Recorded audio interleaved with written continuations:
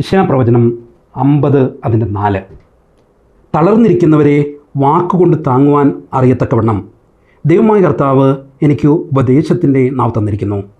അവൻ രാവിലെ തോറും ഉപദേശം കേൾക്കുവാൻ എൻ്റെ കർണം ഉണർത്തുന്നു. ദൈവമായ കർത്താവ് എൻ്റെ ചെവി തുറന്നു, ഞാനോ പിന്മാറിയതില്ല, മത്സരിച്ചതുമില്ല എന്ന് പറയുകയാണ്. പ്രിയമുള്ളവരെ, ദൈവവചനം നമ്മളോട് ഓർമ്മിപ്പിക്കുകയാണ്. തളർന്നിരിക്കുന്നവരെ വാക്കുകൊണ്ട് താങ്ങേണ്ടതിന് ദൈവമായ കർത്താവ് എനിക്ക് ശിഷ്യന്മാരുടെ നാവ് തന്നിരിക്കുകയാണ്.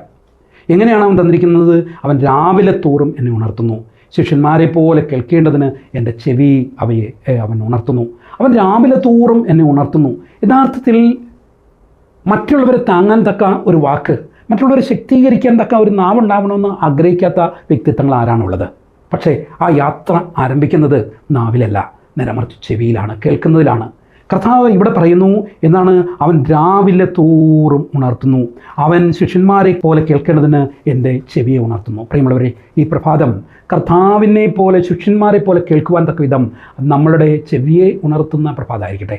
ദൈവവചനം കേൾക്കാൻ നമ്മുടെ ചെവി തുറന്നിട്ടുണ്ടെങ്കിൽ, ദൈവവചനത്താൽ പോഷിപ്പിക്കപ്പെട്ടിട്ടുണ്ടെങ്കിൽ, നമ്മൾക്ക് ഉണ്ടാകാവുന്ന ഏറ്റവും വലിയ കാര്യം എന്ന് പറയുന്നത് നമ്മളുടെ ജീവിതത്തിൽ ദൈവവചനത്താൽ നമ്മൾ നയിക്കപ്പെട്ടവരാകും, ദൈവത്താൽ നയിക്കപ്പെട്ടവരാകും. ദൈവത്താൽ നയിക്കപ്പെട്ട ഓരോരുത്തർക്കും കഴിയുന്ന കാര്യമാണ് തളർന്നിരിക്കുന്നവരെ വാക്കുകൊണ്ട് താങ്ങുക. നമ്മളുടെ ഒരു വാക്കുകൊണ്ട് തളർന്നു പോയ ജീവിതങ്ങളെ വീണ്ടും പ്രത്യാശയുള്ള ജീവിതങ്ങളാക്കി തീർക്കാൻ പറ്റും. അവരുടെ കണ്ണുനീരുകളെ തുടയ്ക്കാൻ പറ്റും. അവർക്ക് നഷ്ടപ്പെട്ടു പോയ ശക്തിയെ പകർന്നു കൊടുക്കാൻ പറ്റും. അതിന് തക്കവിധ ജീവൻ നൽകുന്ന വാക്കുകളെ നമ്മുടെ ഹൃദയത്തിൽ നിന്ന് ഉച്ചരിക്കണമെങ്കിൽ, നമ്മുടെ നാവിൽ നിന്ന് പുറത്തു വരണമെങ്കിൽ, നമ്മുടെ ഹൃദയത്തിൽ കർത്താവിൻ്റെ വചനത്തെ കേൾക്കുന്ന ഒരു വ്യക്തിത്വം നമ്മളായിരിക്കണം. ദൈവവചനത്താൽ നിറഞ്ഞ വ്യക്തിത്വമായിരിക്കണം.